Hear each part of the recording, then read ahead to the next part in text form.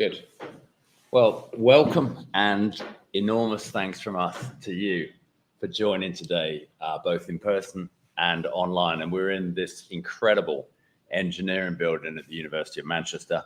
And I've confessed I've come up from Euston, but I have very fond memories of my first job when I used to come to Manchester, working for what was then a powerhouse around technology, ICL.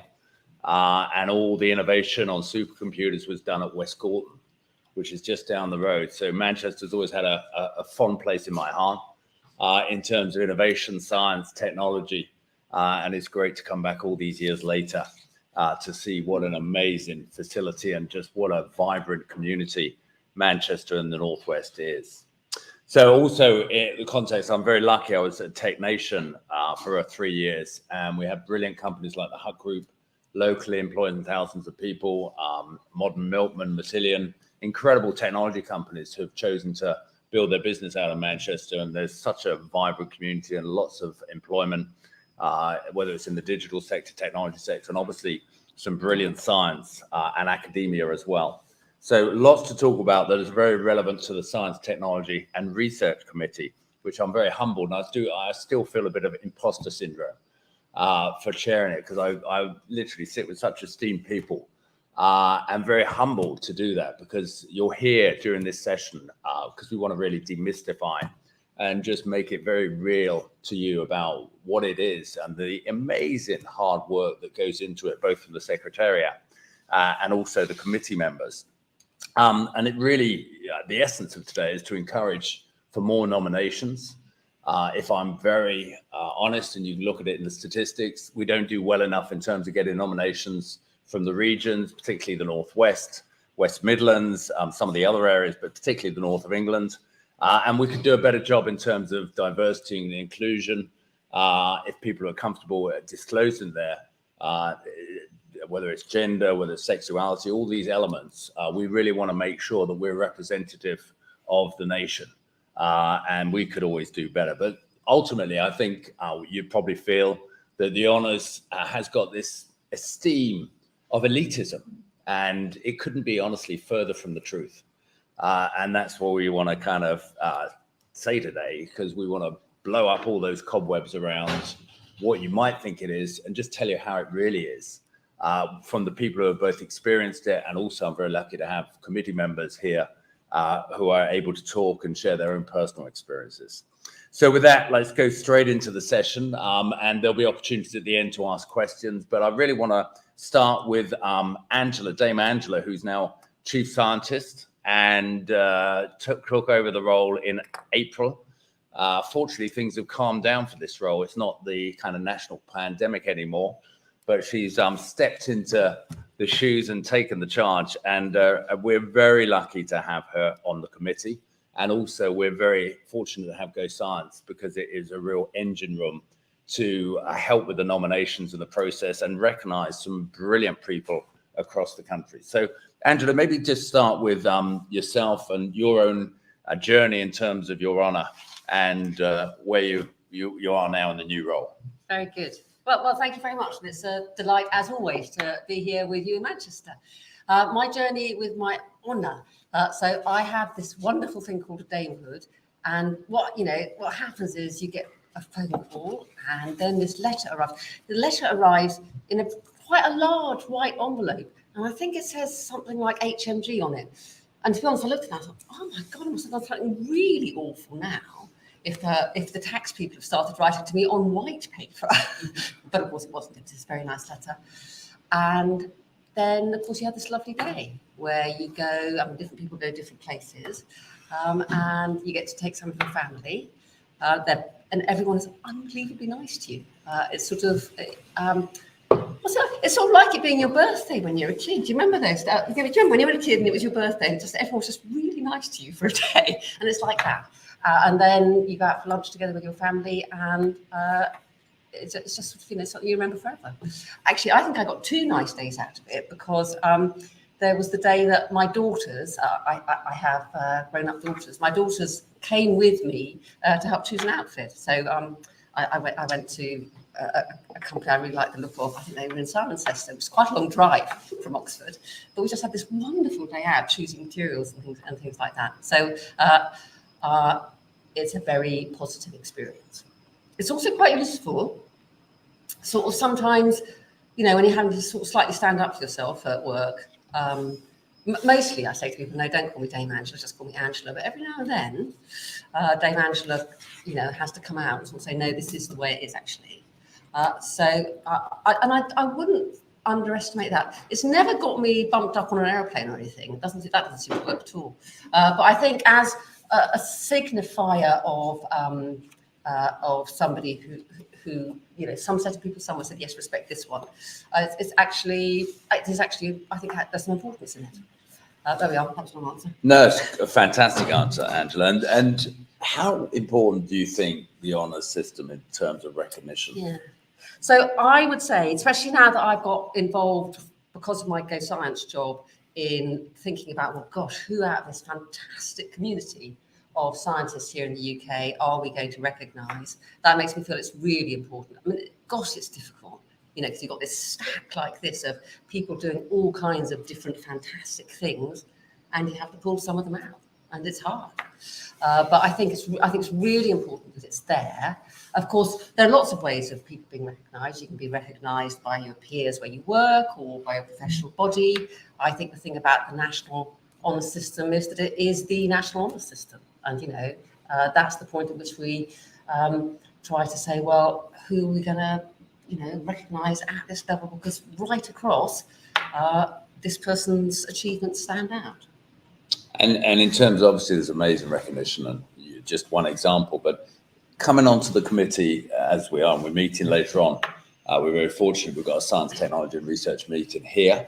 And obviously, no accident, we're in Manchester, we're in the Northwest, so it's the first time ever outside Westminster this meeting's taking place, which I'm delighted about. But when you sit down and kind of participate in the committee, what sort of lens do you want to bring? What sort of nominations would you love to see? Well, I would say a diverse set of nominations, so all sorts of different people. That's one of the reasons there are lots of different levels. I think, above all, I would say for me, the first barrier when I'm reading these things and when I'm talking to other committee members is, well, what was above and beyond here? What is there in this person's contribution that was more than just doing his or her job? I mean, I actually have a little kind of sign, JDHD, for ones where I can't see the case. I mean, obviously, many people do their jobs absolutely brilliantly. My personal feeling is that we're looking for a step beyond that. There are some people, I would say I've seen nominations where the way they did their job was just so extraordinary that, well, I guess at that point it's not just doing the job, it's just did their job in a truly outstanding way. But they're not for just doing the job. I would say that's a very important point. And given that we have so many that we have to pick out from, they're not. They don't go to people who got a job and then did it well. Good, thanks. And we'll be coming back to Angela later, but I'd like to introduce now Professor Dee, and just again, incredible career and success, and a real role model around health engineering, artificial intelligence, and also massive contribution to some not-for-profits. So awarding an OBE, I'd just like to introduce yourself, Professor Dee. I'll look up here. And also just maybe tell us about you. How did it feel to be recognized through the honor? Well, thank you very much. Do you hear me properly? Yeah. Okay, thank you. Yeah, my name is Dee Al-Jumaili. I work as a professor of artificial intelligence. Majority of my work it is AI in health and medicine. My feeling when I got it, I received actually an email which I ignored because I thought it was a junk email. So, and somebody rang me at 4 o'clock. He said, "Yeah, we are from the cabinet office." So I thought, okay, and he said, "You got an OBE," and I didn't know what does mean OBE. To be fair, at the beginning, you know, I know one of my friends got MBE, but OBE I didn't know at the time. Then they said, "Can you please just go and read your email?" And you've got another 1 hour and a half to say yes or no. So I think I just ignored my email. I was just busy, and I thought this is like a junk email. Then I start looking at it with my wife and saying, "What is OBE? What is understand it?" And it was amazing. And to be honest, the feeling was unbelievable. Um, Being recognized to this level, it was something I never thought of. I came to this country in 1989 as a PhD student in UCL, and I had to ditch UCL for Liverpool because I am Liverpool fan. So 3 years later, my family found out I left UCL for Liverpool. I never regretted it actually because Liverpool is a city where people very kind and very nice. They call me in Liverpool as a plastic scouser because I became part of the community here. I do work with a lot now with the United Nations, World Health Organization, trying to use AI to try to satisfy some of the United Nations Sustainable Development Goals, especially in health, education, and more importantly, which is project we are working on, is with water and intelligent agriculture. As I said, we work with a lot of international community. We are part of research community here in the Northwest, and I work with IEEE. So basically, my standard work, but we just push it a little bit further with a lot of innovation using technology. That's brilliant. And can I ask you, did you ever imagine in your wildest dreams up in Liverpool there that you'd receive an honor? No, absolutely not. I mean, I really, I mean, as I said, I go to London once a month or twice a month for work, but I never thought one day I will do something like that. As I said, I don't know it. I know only one of my friends, which I know he's an MD, but I didn't know that structure. I didn't know all this honorary thing. And to get it, it was, as I said, honestly, I never thought I'd do that. And actually, it affected my life completely in terms of it gave me a little bit more responsibility toward the community and toward the research community.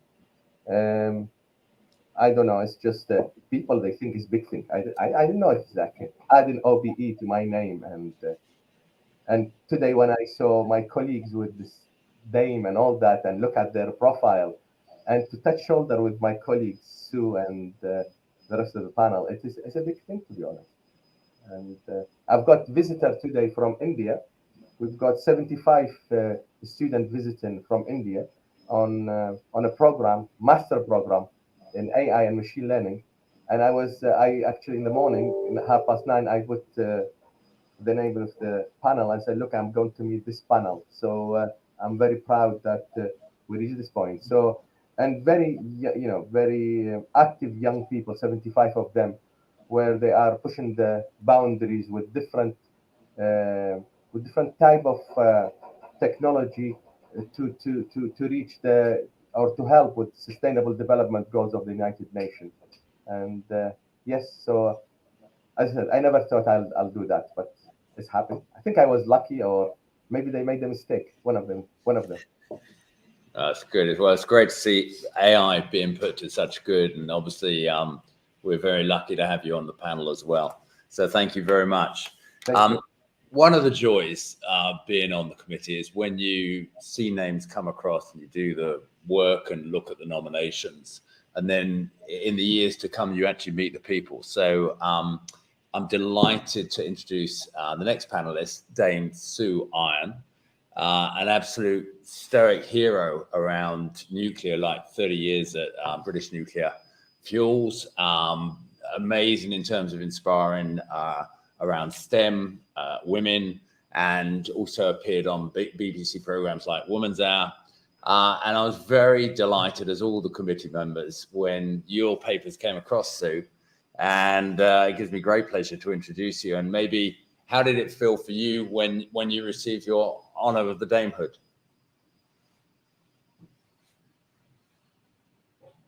I think we might be on mute. Right. Yeah, it was absolutely astonishing because, as you know, I ended up with two, one in 2010 and one in 2022. you never ever conceive of the fact that you might get more than one. I mean, I worked in the nuclear sector, as you said, for best part of 30 years, and ended up as the Chief Technology Officer for what was British Nuclear Fuels. But I represented the UK on a number of international committees. I chaired some of them at the International Atomic Energy Agency. I chaired the European Commission's Euratom Science and Technology Committee for over a decade until Brexit. And I was the only non-US national on the United States Nuclear Energy Advisory Committee. So, I got to meet a lot of top international nuclear people in the course of my work. As you said, I've been passionate about encouraging girls into science and engineering for a long time now. So, done a lot of work in schools and at universities. I was on the board at Manchester, which is very dear to my heart, for the best part of 12 years, and I still chair a nuclear safety and security committee for them. Did quite a lot for the Royal Academy of Engineering and latterly for the Royal Society, but never ever dreamt that I'd get the last honour that I did. And like Angela, you get the letter, it falls on the mat, and it's got the postmark on the back, and on the front and the back, and you just are totally awed by the fact that you've been given this honour, and it's brilliant from the moment of receipt. And then, of course, you don't hear anything more until midnight on the day that the honours are actually announced, whether that's the birthday honours or the New Year honours, and you're busy scanning, the internet where it's released first, just to make sure, you didn't make a mistake. And then it's a real joy sharing it with the family and going to the palace to receive the honour from. The first one was the Queen, the second one was from Prince William, Prince of Wales. So truly, truly amazing.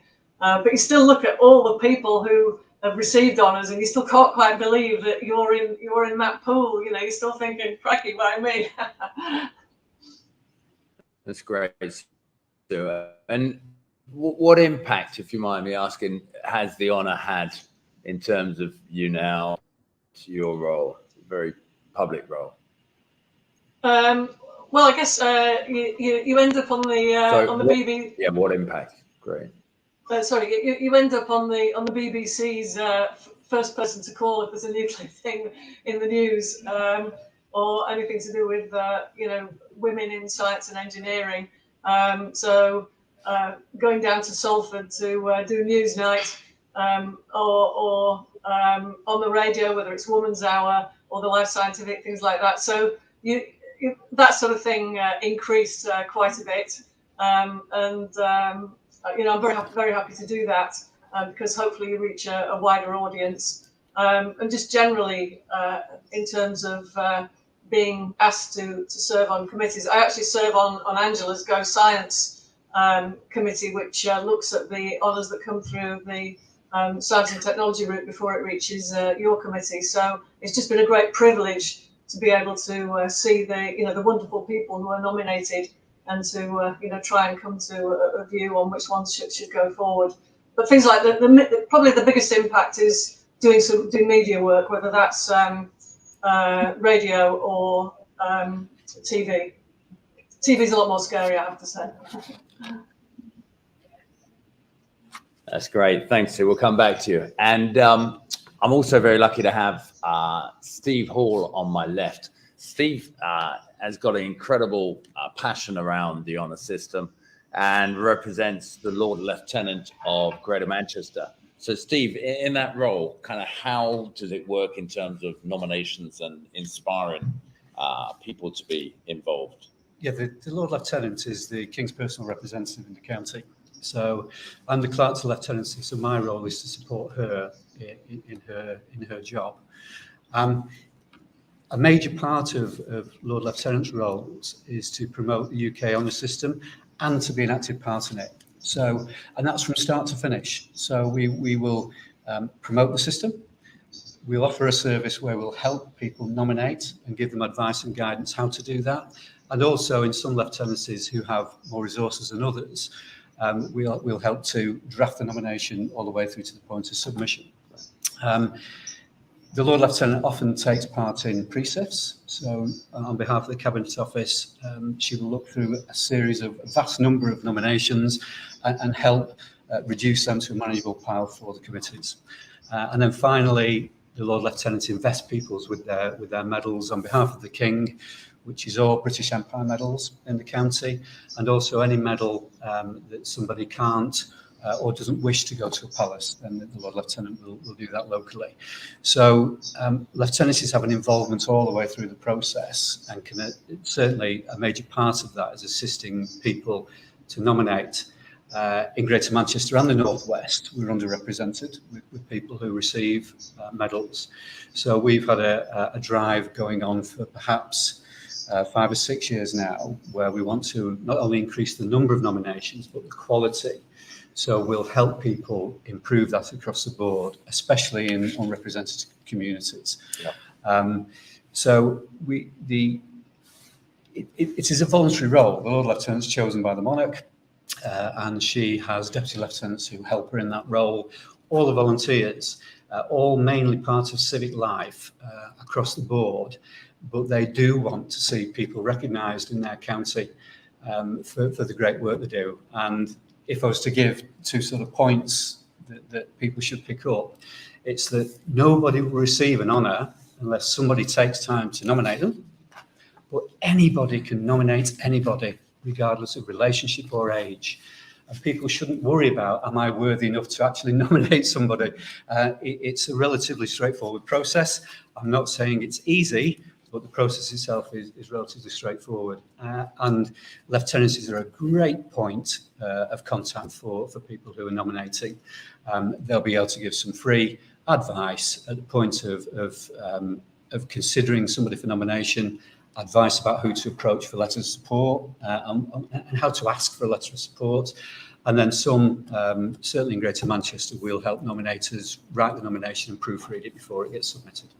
It's great. It's great to have the Lord Lieutenant role helping also the Cabinet Office, because it is an enormous amount of work, but really appreciate that. In terms of, you've hinted at it, but what do you actually look for in terms of defining the deserving candidates for nominations?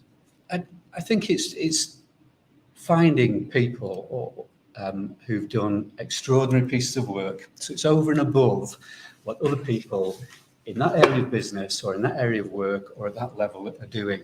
And it's not a case of wanting somebody to nominate somebody after a lifetime's work. Nominations can be put in for distinct pieces of work over 3 to 5 years. So we're looking at that across the board. So we're comparing apples with apples. We're not comparing superstars with people who do great voluntary work. People who do great voluntary work compared with other people doing great voluntary work. And in this case, in the science, technology, research work, will be compared against others. So you're looking for that little bit of difference. That's something that takes that nomination over and above other people who are doing a similar role in a similar environment. Yeah. Now, I'd like to open up the panel. First of all, reality, and probably why a lot of us are involved in the honour system is, truthfully, every Prime Minister who comes and gets elected talks about Britain becoming a science and technology superpower. And we love that. But one of the crown jewels within the British nation is the honour system, and using that to recognise brilliant science, brilliant academia, brilliant research, and brilliant technologists, and brilliant startups. There's just so much really to share to fulfil that dream of becoming a technology superpower. Now the good news is there's 7 million people employed in technology in the UK, and it's growing like a crazy rate and really vital in job creation. I was out in Belfast as an example, and 40 years ago when I first went to Belfast, Harland & Wolff, the great shipbuilder at the time, employed 35,000 people. Now technology employs 28% of all people in Belfast, so almost a third of people. And there's brilliant companies like Kainos employing a couple of thousand people there. And it's such a vibrant community of opportunity, brilliant academia with Queen's and some of the universities, tertiary education, but just a fantastic ecosystem where technology is right at the heart of that and creating jobs, prosperity, communities that really matter and make a difference. And it's fantastic to pluck individuals out of that who go beyond their normal day jobs and make a massive difference. So with that in mind, and how important technology and science and research is, I'd like to ask the question because I want to demystify the whole honor system.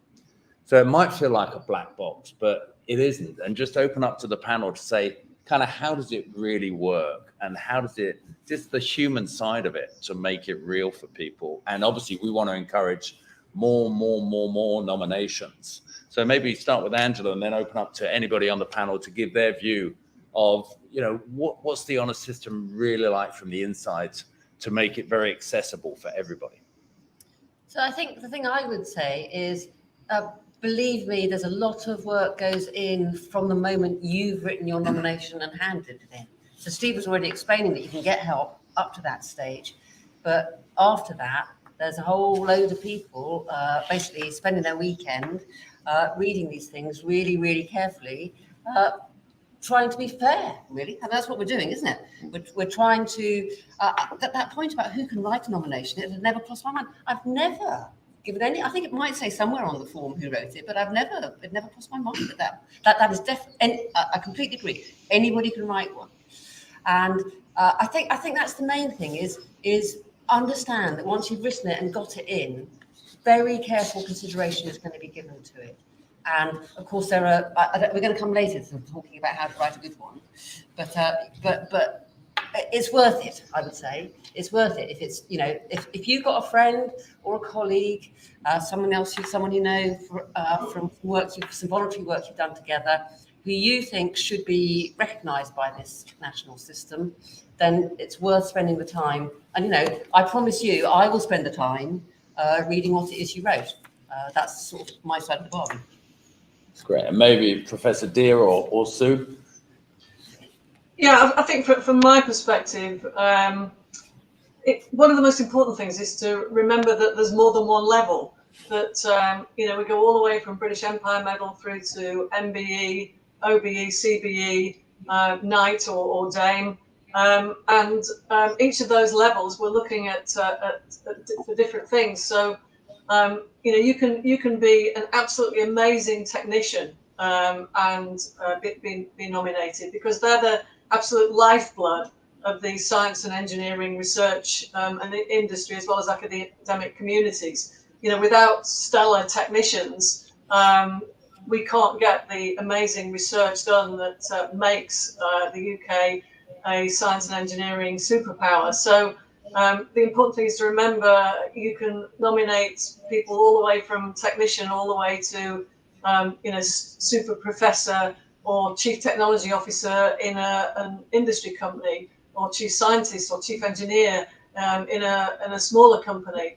So remember, there's different levels, and we look at them all, and we trying our best to compare, you know, apples and apples, so that, you know, a person who we're nominating or looking at the nomination for an MBE isn't going to be looked at in exactly the same way as you would a Knight or a Dame, say.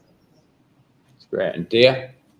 Well, thank you very much. I think my colleagues have answered, but if I twist a little bit with technology, since we are talking about technology and we've got leader of technologies in this panel, I would say Industry 4.0, I think is led by now in the world by, after Japan, is led by Britain. And have a big opportunity to use this technology, distribute knowledge, and at the same time to get a lot of employment. We need to, especially with the graduate from non-computing degrees, we can push AI, the set of skill needed for AI and Industry 4.0 to get more employment and to get more people in better employment. They say people scared from the technology going to take jobs. Actually, technology can create more jobs than the jobs which is being lost. But we need different set of skills. And I would like to call for my colleagues here in the panel to help with this, to try to promote technology and to push technology to the people, especially underprivileged community and women in engineering. I mean, it's been mentioned by my I say my mentor, Sue, which is, she said, women in engineering, and that's very, very important. I've just seen like a group of students from India, and 40% of them engineers, female engineers. You go to our classes, and we've got less than actually 10%. And I am so glad to see my colleagues who are females who are really exceeding with this with technology. And we need more female in engineering. And I'm so glad to see Sue doing that. Thank you very much. Great. And Steve, how do we kind of bust the myths? I was going to say it's like a ladder of success, and it isn't actually, because you can jump rungs. But if somebody's done an extraordinary piece of work for 3 to 5 years in a very local community, and they've made an impact, and they're deserving and awarded with the British Empire Medal, then it's an encouragement to continue that work. So if they then go on to do some further work, they can be renominated. They can be nominated again for an upgrade and a medal. And I know people who've been awarded an MBE, OBE, and gone on to be awarded a knighthood. So it's don't worry about nominating too early, if you like. I think that the fault comes when we nominate people too late, and we nominate somebody for a lifetime's work. That's a very high level. And as my colleagues have said, it's when you're looking at a very, very small percentage of knighthoods or damehoods, then if to access it at that point is very, very difficult. So let's get people thanked early. Right. And nominated. Good. And as Angela hinted, kind of what makes a great nomination? Because when we sit there, when you have like citation and amazing supporting materials and references and newspaper articles, and then you have just a 2-page citation or 1-page, it kind of doesn't compare apples and apples. And the 2-page individual might be head and shoulders above the massive newspaper articles and references. So how can we give you some advice to help you write incredibly compelling nominations? Anybody can give the audience some hints and tips? So I would say do what we call the deletion experiment. How would the world be different without this person's work? That I would say is the thing I'm always either looking to. My heart sings when it's written down there. You know, when it says without Barbara, we would not have been able to. And I think, great, I don't have to try and sort of figure it out from reading this. I think that's the main thing. What's different because of what this person did? And as Steve has said, that sentence or set of sentences can apply at many different stages of a career. And the other thing I would say is a great big long CV isn't particularly helpful. I don't need to know everything they did. I need to know what is it you think we should be recognising here. That's the one I would go for. I would say also it's really great when supporting letters make it very, very clear that they really know what's going on, and they say something, you know, I visited and saw this, or I know what an impact this has had on that community there. So personal experience in the letters and a very clear explanation of what difference has been made. That's what I'm going for. Excellent answer. Any other thoughts? Just to, when nominating, people fear about writing superlatives, if you like, and saying how good somebody is. But it's a valid point within a nomination. You're trying to make somebody stand out from others in the same area of business, doing the same area of work. But that needs to be backed up with some facts and figures. So there has to be a nice balance of sort of narrative and then facts and figures, whether that's money saved or quantities of people that have been reached or treated or helped with some sort of research. So I think it's important to have a good balance that tells a really good story. Fantastic. And Sue, yeah? Angela have used the word impact. Yeah. What impact they have in certain aspects. It could be technology, it could be community, it could be on health. And that word impact is very, very important, which is very well chosen by Angela. And this is where people want to nominate. It has to see what's the difference they have people made in other people's life, especially other people's life. And I said the word sustainable development goals, and I mean it. I mean, look at the planet and what's happening. And I'm hoping that we will have more people pushing that side, and we nominate people who are actually have impact on especially the environment and could be using technology or could be using other things, but technology is a big thing. Thank you. Sue? Yeah, I would just agree with colleagues' inputs there, but to reinforce the what difference has this particular person made, and what wouldn't have happened if they hadn't done their bit, and if possible, what else have they done as well? Because quite a lot of the nominations we see, people are not only stellar in their field, but they've also done some incredible things in terms of additional voluntary charitable work and things like that. So it's really important that we try and capture the total contribution that somebody might have made. Brilliant, Sue. Thank you. Now, what we're going to try and do is William and Viv are doing an amazing job in terms of moderating and keeping all the technology together. We can take questions both in the room and online now for the panel members. Anything on your mind, please post your questions. Go on, Viv. I was going to say the first the question about is, will this process consider scientists and engineers equally? Great question. Oh, Angela? Yes. I mean, we have the Prime Minister's priorities. Without question, we are very, very interested in the application of science, and right through across all kinds of fields. For sure, engineers are right up there with everybody else. Definitely. Yep. Sue, maybe perspective. We'd love more engineers. Yeah, we'd absolutely love more engineers. That is true. But I mean, Angela's right. We look at engineers and scientists equally. The issue is getting the nominations in. If you don't have the nominations to look at, then you can't make the choice. So all I'd say is, let's have many more nominations from those with engineering backgrounds that have really done stellar things in the appliance of science and the use of engineering. That's great. Any other questions? Any questions in the room? I'm representing one of the institutes, and what I think I would like to do is I would like to have a communications campaign out to our 70,000 members to say, you should nominate somebody. Here are all things that you need to consider when nominating. Would that be frowned upon? It doesn't sound like it would. Not at all. But I'm just checking. No, the reason why we're here is to try and demystify the whole honour system and blow the cobwebs away.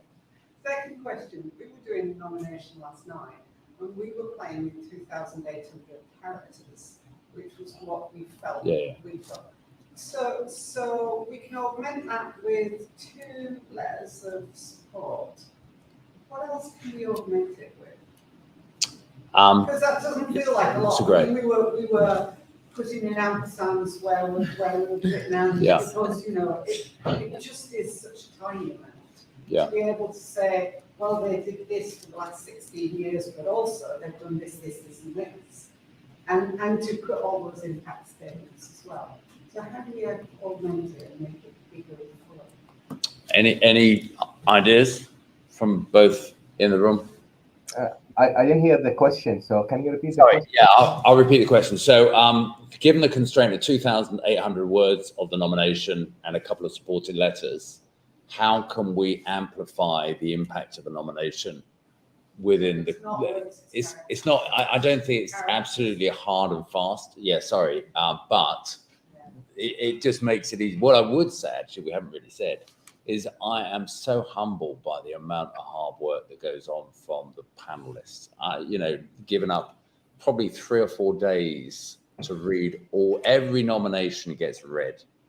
And I see, and then there's a whole process around selecting them and bringing them back. And the other thing, I always try and keep trying. And if it doesn't work one period for a birthday's honor or New Year, keep trying, because we see them coming back, and we love to see them coming back. And 2nd, 3rd, 4th, 5th time of nomination, they get elevated. So I would never have any despondency if the first time we don't get the result. Definitely. Absolutely, keep trying.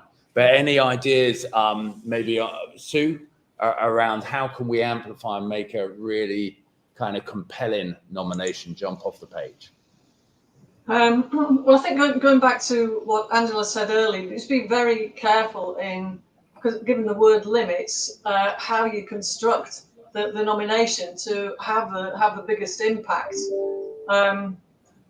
Because what we're trying to do is we receive a lot more nominations than there are slots for the number of honours given out. So it's a very, very competitive process, but that shouldn't deter people from actually nominating excellent people. But it's to just really, really think about how can I make sure that in my 2,800 count, I've really made the best case that I possibly can for this person. I mean, it may be that there could be some links within, given modern technology, some links within the nomination that go to something that is publicly available, where this person is already acknowledged for making the impact that they have with their science and engineering. But that's the only other suggestion that I would offer, apart from just being really careful about how you actually write the words. Can I jump in? Yeah. I would say go for quality within those 2,800 words, not more volume. See that blue folder over there? That's my last couple of weekends. I mean, and I'm happy to do it because I think it's a really worthwhile system. I'm going to be honest at this stage. I wouldn't guarantee that I would start following links because I've got that. Yeah. So I think 2,800. I mean, it's a shame. You know what we should do? We should write a pretend brilliant one and a pretend rubbish one. Yeah. Because we can't show you real brilliant ones and rubbish ones, but we could make one up. Yeah. Because, I mean, it's sort of, I think, and what does a brilliant one have? A clear story, but not too long. Yeah. I think Steve made a really good point. A balance of a narrative and, well, actually, here's the evidence. This thing we've all said about, well, what's different? There's not much room left after that, is there? At what point do you stop reading support letter? How many pages? No, I read them all, but Yeah, my heart they'll does get slightly read. sink if I pick up a support letter, and it's by the third side, I'm starting. Yeah. Yeah. Because other people can do it in a side and a half. It's probably some of this is common sense though as well. You want to compelling, grab and open it. Yeah. So like Angela said, why is this the world would be a poorer place if this person hadn't existed. And then if they've done massive community things, let's have third-party quotes of people that Yes. they've helped. So references and just short, sharp quotes about how this individual's really stood out.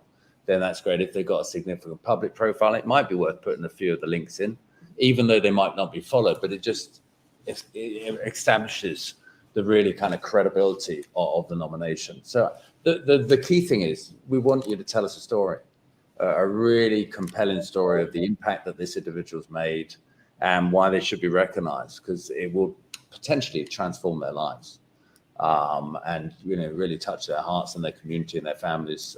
So make it ideally just jump out the page. And maybe another thing to say is it does take time.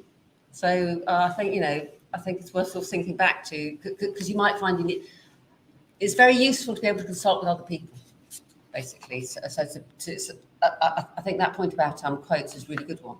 So get some quotes in from people in the impacted communities, or I would say short, relevant quotes from individuals count for a lot. Yeah, because that's a kind of evidence. it's great.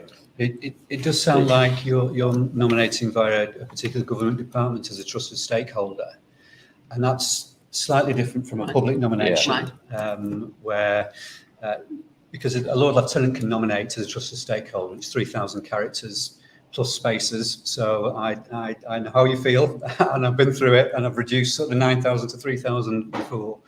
But a public nomination isn't that restrictive. So if you're nominated via public nomination, you can include all that evidence and all those links, and it's the tough job of the Cabinet Office to reduce that information to make that quality citation. So there's just a subtle difference between the different ways of nominating. I think, to be fair to anyone who is nominated, if we tell our members that they've got to keep the licensing safe, then that would be useful. Yeah, it's brilliant.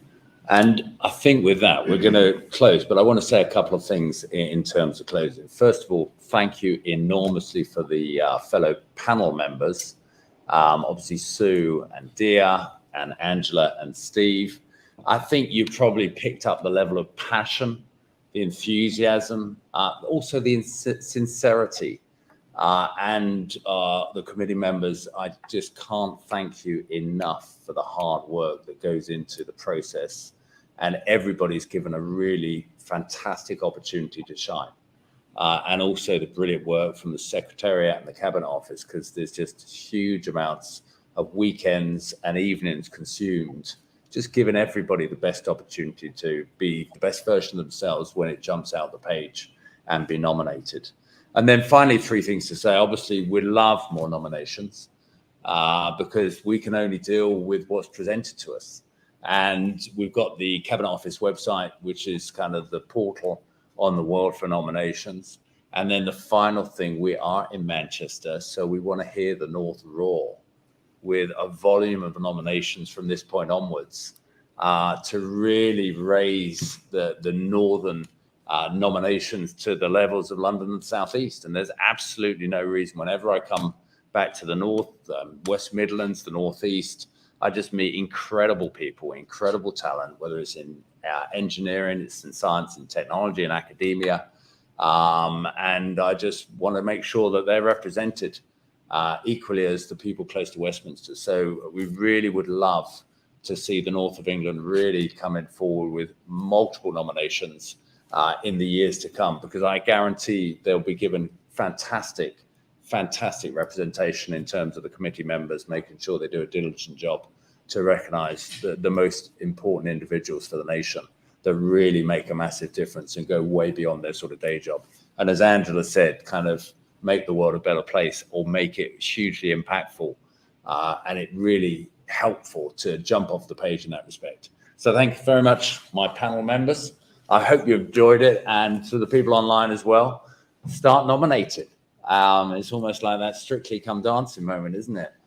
Start nominating and nominating in absolute volumes, because we'd love to see incredible people recognized for their brilliance and what they've added to the nation, their communities, and their discipline, whether it's science, technology, research, engineering, digital economy, all these things, they make a massive difference, and we thank them very much.